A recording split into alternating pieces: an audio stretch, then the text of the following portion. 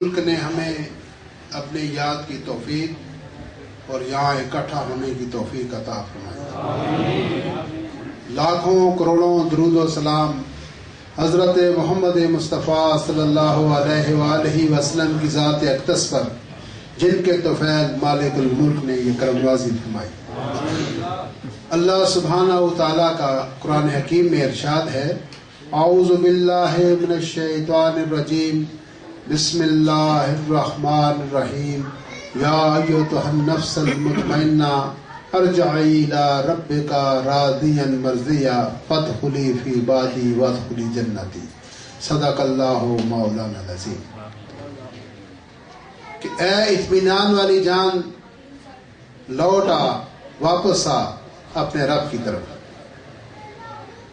اس حالت میں کہ تو اللہ سے راضی ہو اور اللہ تجھ سے راضی ہو۔ تو جب یہ مرحلہ گزرے گا تو پھر ارشاد ہوتا ہے فادخلی عبادی، اب میرے بندوں میں داخل ہو جا۔ جب انسان بندگی کے اندر داخل ہوتا ہے تو پھر حکم ہوتا ہے فادخلی جنتی، اب میری جنتوں میں داخل ہو جا۔ عزیزان گرامی، یہاں پر ایک لمحہ فکریہ ہے اور ایک غور طلب چیز ہے اس پوری آیت کریمہ کے اندر، وہ ہے راضی مرضیہ والا مرحلہ۔ اللہ فرماتا ہے کہ تو مجھ سے راضی ہو جا، اپنے بندوں کو مخاطب کر کے فرماتے ہیں تو مجھ سے راضی ہو جاؤ، میں تم سے راضی ہو جاؤں۔ اب وہ اللہ ہے اور انسان بندہ ہے، وہ آقا ہے، ہم غلام ہیں، وہ سب کچھ ہے، ہم کچھ بھی نہیں۔ لہٰذا سب سے پہلے میں آپ کو ایک بہت آج آسان سا نسخہ بتا رہا ہوں، چھوٹا سا عمل ہے، یہ آپ کر گزریں گے تو اس دنیا میں خوش و خرم رہیں گے اور آخرت میں انشاءاللہ فلاح پائیں گے۔ وہ یہ ہے کہ سب سے پہلے آپ نے اس کا اعتراف کرنا ہے، اس کا اقرار کرنا ہے، اس کا اعلان کرنا ہے کہ اے اللہ میں راضی ہوں، یہ تو نے جو مجھے شکل و صورت عطا فرمائی۔ یہ بات یاد رکھیں، اللہ فرماتا ہے یصورکم فی الارحام کیف یشاء، ماں کے پیٹ کے اندر میں تمہاری صورتیں بناتا ہوں جیسی میں چاہتا ہوں۔ ہر انسان آپ کے اندر جو بیٹھے ہوئے ہیں یہ سب اللہ کی چاہت، اللہ کی پسند ہے، اس نے اپنی مرضی سے اپنی پسند کا آپ کا اپنا چہرہ بنایا ہے۔ اور یہ بھی ایک بات یاد رکھنا کہ اللہ سبحانہ و تعالیٰ نے ایک اور جگہ فرمایا لقد خلقنا الانسان فی احسن تقویم، میں نے انسان کو انتہائی خوبصورت سانچے بنایا، اور جس سانچے میں اللہ نے بنایا آپ کو بنانے کے بعد وہ سانچہ توڑ دیا گیا۔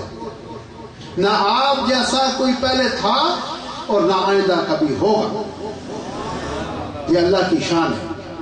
کوئی انسان ایک دوسرے کے ساتھ ملتا نہیں، باوجود کہ بناوٹ ایک جیسی ہے، دو ہاتھ ہیں، دو پاؤں ہیں، دو کان ہیں، دو آنکھیں ہیں، لیکن اللہ سبحانہ و تعالیٰ نے چہرے کے اندر ایسا فرق رکھ دیا جس سے پہچانا جا سکتا ہے کہ یہ زید ہے، یہ عمر ہے، یہ فلاں ہے، یہ فلاں ہے، اور آپ جیسا کبھی کوئی ہوگا نہیں اس دنیا میں۔ تو لہٰذا سب سے پہلے آپ نے یہ اقرار کرنا ہے، رات کے کسی تنہائی کے گوشے میں اٹھیں، اس وقت یہ کہیں کہ اللہ یہ جو تو نے مجھے چہرہ دیا میں اس پر راضی، یہ جو تو نے میں قد بت دیا میں اس پر راضی، یہ جو تو نے مجھے والدین دیے، ماں باپ بہن بھائی دیے، میں ان پر راضی، جس قوم اور قبیلے کے اندر تو نے مجھے پیدا کیا میں اس پر بھی راضی، جس منطقے میں، جس قرۂ ارض پر تو نے، خواہ پنجاب میں، سندھ میں، انگلینڈ میں، امریکہ میں، جہاں بھی تو نے مجھے پیدا کیا میں اس پر راضی، جو مولا تو نے مجھے بیوی دی، مجھے بچے دیے، مجھے علم دیا، جو کچھ تو نے مجھے دیا میں اس پر راضی ہوں۔ اور سب سے بڑی تیری مولا شکر تیرا اور تیرا کرم کہ تو نے مجھے نہ صرف انسان بنایا بلکہ مسلمان بنایا اور اپنے پیارے محبوب محمد مصطفیٰ کا امتی بنا دیا، میں اس پر خوش ہوں۔ تو جس وقت سامعین اکرام، عزیزان اکرام، جب آپ اس چیز کا اعلان کریں گے کہ مولا میں خوش ہوں، میں راضی ہوں، تیری ہر سطح پر، تیری بخشش پر، تیری مہربانیوں پر میں راضی ہوں، تو جس وقت آپ اس چیز کا اقرار کریں گے، اعلان کریں گے، اعتراف کریں گے، اللہ سبحانہ و تعالیٰ آپ کو آسمانوں سے آواز دے، جا بندے میں بھی تجھ پر راضی ہوں۔ یہ آپ دیکھیں کہ ہاتھوں کی 5 انگلیاں بھی برابر نہیں ہیں. کوئی انسان برابر ہو نہیں سکتا، ہو ہی نہیں سکتا. اگر قد بدھ میں ہم برابر ہو جائیں تو رنگ و روپ میں برابر نہیں ہو سکتے. رنگ و روپ میں برابر ہو جائے تو خیالات میں برابر نہیں ہو سکتے، عقل و دانش میں برابر نہیں ہو سکتے، علم و حکمت میں برابر نہیں ہو سکتے، مال و دولت میں برابر نہیں ہو سکتے، سوشل سٹیٹس میں برابر نہیں ہو سکتے. کسی بھی لحاظ سے اگر دیکھا جائے تو انسان کسی بھی مرحلے میں برابر نہیں ہو سکتا. یہ فرق اللہ سبحانہ و تعالیٰ کا یہ نظام ہے، اس نے خود اپنے بندوں کے اندر یہ چیز کو رکھی ہے. لہذا جو کچھ اللہ کی عطا ہے اس پر راضی رہنا چاہیے. اگر اللہ سبحانہ و تعالیٰ نے ہمیں آنکھیں عطا فرمائی ہیں، بن مانگے عطا فرمائی. اگر آپ کو کوئی کہے کہ 1 کروڑ روپیہ لے لو تو یہ دونوں آنکھیں مجھے دے دو، آپ دیں گے؟ آپ کبھی نہیں دیں گے. یہ ایک انمول تحفہ ہے اللہ سبحانہ و تعالیٰ کی طرف سے عطا کردہ. اس نے آنکھیں دی، نظریں دی، اور نظریں دینے سے پہلے اس نے نظارے بنا دیے. اگر نظریں ہوں اور دیکھنے کے لیے کچھ نہ ہو تو پھر نظریں ہی بیکار ہیں. پہلے اس نے آسمان بنائے، چاند بتائے، ستارے بتائے، سورج بنائے، روشن قندیلیں بنائیں، دریافت بنائے، پہاڑ، ندیاں، نالے، باغ، بغیچے، پھول، پتیاں. یہ کس لیے ہی؟ آپ کی نظروں کے لیے. اور کان دینے سے پہلے، سماعت دینے سے پہلے اس نے نغمے بنائے ہیں آپ کے لیے. اور جو اللہ سبحانہ و تعالیٰ نے آپ کو دل دیا ہے، اس دل سے پہلے دل ربا دیا ہے. سبحان اللہ. اگر دل ہو، دل ربا نہ ہو تو دل بھی بیکار ہے. حسن ہو، خوبصورتی ہو، اور حسن کے چاہنے والا کوئی نہ ہو تو وہ حسن بھی بیکار ہے. تو اللہ سبحانہ و تعالیٰ نے بے شمار نعمتیں بن مانگے عطا فرما دی، بن مانگے دے دی. لہذا اللہ کی دی ہوئی جو نعمتیں ہیں، جو اس کی مہربانیاں ہیں، اس کے لیے اللہ کے حضور میں، اس کی بارگاہ میں شکر گزار رہنا، اور جو اس کی عطا ہے، جو اس کی کرم نوازی ہے، اس پر راضی رہنا. یہ بڑی آسان بات ہے. اس بات کو بچوں آپ اپنا لیں گے تو یہ زندگی کا جو سفر ہے یہ آسان ہو جائے. آگاہ اپنی موت سے کوئی بشر نہیں، سامان 100 برس کا ایک پل کی خبر نہیں. کوئی پتہ نہیں، وہ ہماری پنجابی میں کہتے ہیں سڑکاں تے رخ ساوے، پتہ نہیں وہ زندگی دا کڑے موڑ تے مک جاوے. کچھ کہا نہیں جا سکتا. بوڑھے نے بھی جانا ہے، جوان نے بھی جانا ہے، بچے نے بھی جانا ہے، عورت نے بھی، مرد نے بھی. جو پیدا ہوا ہے اس دنیا کے اندر اس نے جانا ضرور ہے، اس نے رہنا نہیں. یہ فنا ہے، یہ فانی زندگی ہے، چند دنوں کی زندگی ہے. کوئی پتہ نہیں کس لیے اتنے مال و اسباب اکٹھے کرنے، یہ بیکار ہے، بے سود چیز ہے. لہذا جو ہم کس لیے پریشان رہتے ہیں کہ جو چیز ہماری دسترس میں نہیں ہے ہم اس کے لیے پریشان ہیں. جو ہماری دسترس میں نہیں ہے، ہمارے قبضے میں نہیں ہے، ہماری قدرت میں نہیں رکھتے، ہم اس پر قابو ہی کوئی نہیں رکھتے، کنٹرول ہی نہیں ہے ہمارا، اس کے لیے ہم پریشان ہیں. اور جو اللہ نے دی ہوئی ہے ہمیں، اس کا شکر بجا نہیں لاتے اور اس کو ہم کاؤنٹ نہیں کرتے.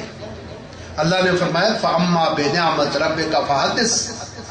اے بندے، اگر تو خوش رہنا چاہتا ہے تو میری دی نعمتوں کو کاؤنٹ کیا کرو، اس کو شمار کیا کرو، ان کو گنو.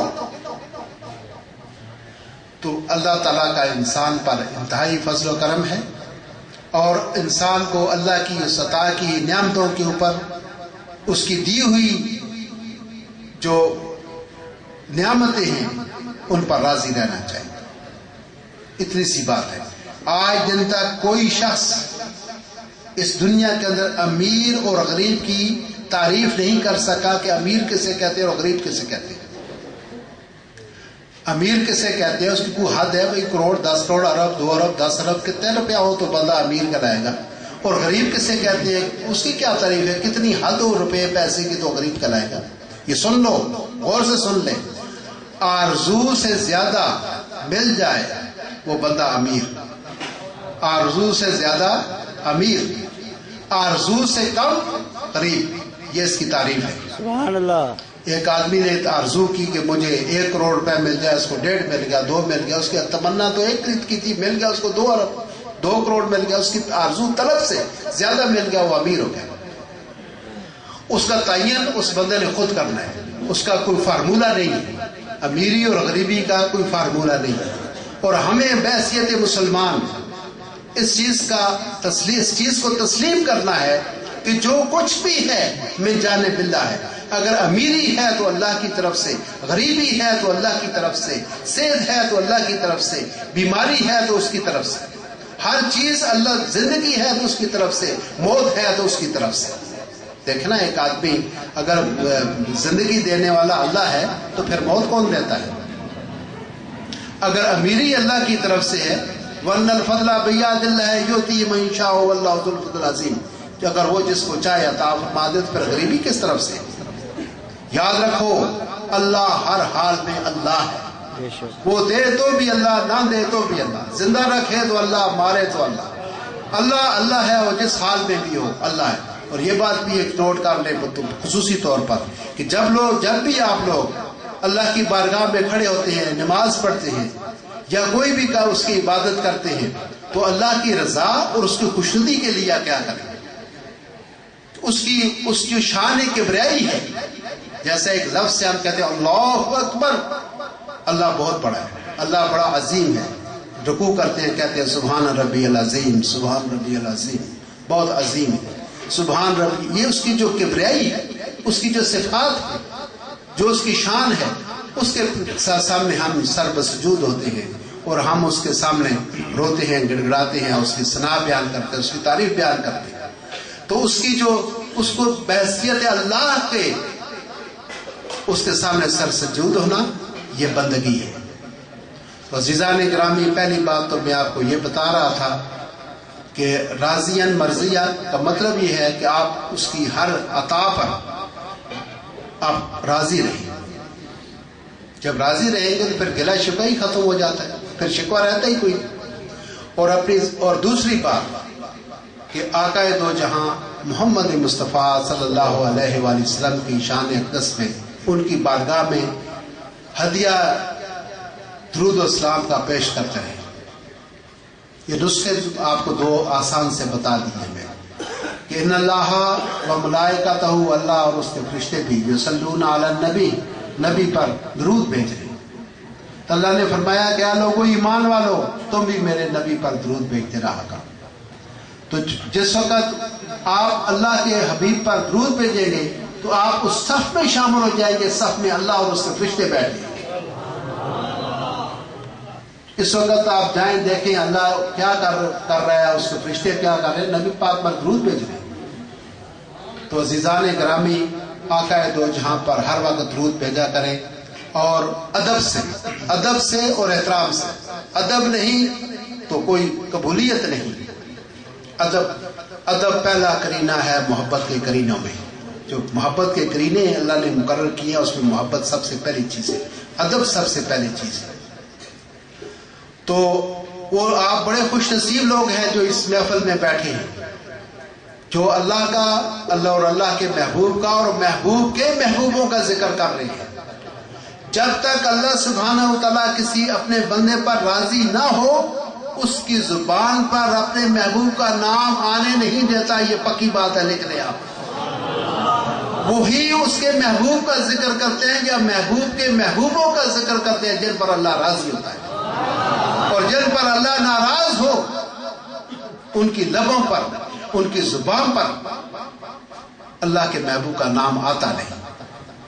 اور آپ لوگ بڑے خوش نصیب ہیں اور اللہ پر آپ پر راضی ہے کہ آپ دور دراز سے چل کر یہاں آ کر اللہ کے محبوب کے اور محبوب کے محبوبوں میں جو اولیاء اکرام ہیں، غوث اعظم محبوب سبحانی، عبد القادر جیلانی، شہنشاہ بغداد جن کی یہ خاطر یہ محفل ہے، جن کی شان میں. تو یہ کون لوگ ہیں؟ یہ اللہ تو کہ محبوب تو سرکار مدینہ ہیں. اب جو اولیاء اکرام ہیں یہ سرکار مدینہ کے آقا دو جہاں کے محبوب ہیں، کیونکہ انہوں نے جو نبیوں کا مشن تھا اس مشن کو آگے بڑھانے والے اولیاء اکرام ہیں. اس تبلیغ کو جو اللہ سبحانہ و تعالیٰ نے ان پر جو کتابیں اتاری، جو علوم وہ وہی اللہ نے دی، اور ان کی ڈیوٹی اب پیغمبروں کی تھی کہ جاؤ کفر کو اور شرک کو اور بت پرستی کو ختم کرو، صراط مستقیم پر لوگوں کو چلنے کی دعوت دو. تو آقا دو جہاں کے بعد پھر جو اولیاء اکرام ہیں انہوں نے یہ ذمہ داری لی اور اللہ کے دین کو انہوں نے پھیلایا. تو وہ لہٰذا جیسے معین الدین چشتی رحمۃ اللہ علیہ کا بڑا مشہور واقعہ ہے کہ آپ خراسان کے رہنے والے تھے اور مختلف ملکوں کے سیر کرتے ہوئے حضور آقا دو جہاں کی خدمت پہنچے. آقا نے فرمایا کہ اے معین الدین جاؤ اجمیر میں ہندوستان میں جا کر ہمارے دین کی اشاعت کرو, ہمارے دین کی تبلیغ کرو. تو وہ وہاں سے بھیجے ہوا ہے. تو جو لوگ اللہ کا ذکر کرتے ہیں, اللہ کے محبوب کا ذکر کرتے ہیں اور اولیاء اکرام کا ذکر کرتے ہیں, ان کے یہ سمجھ لیں کہ ان پر اللہ کی رحمت کا نزول ہوتا ہے. اللہ سبحانہ و تعالیٰ آپ سب پر راضی و رحمت فرمائے. آپ لوگ بہت دور دراز سے تشریف لائے ہیں, وقت بھی کافی ہو چکا ہے, نماز بھی ہوگی, اس کے بعد لنگر بھی ہوگا, اور دعا کرتے ہیں سب کے لیے. اللہ سبحانہ و تعالیٰ تمام حاضر مجلس کی دینی آرزوؤں و تمنا کو پورا فرمائے. آمین. اس یقین کے ساتھ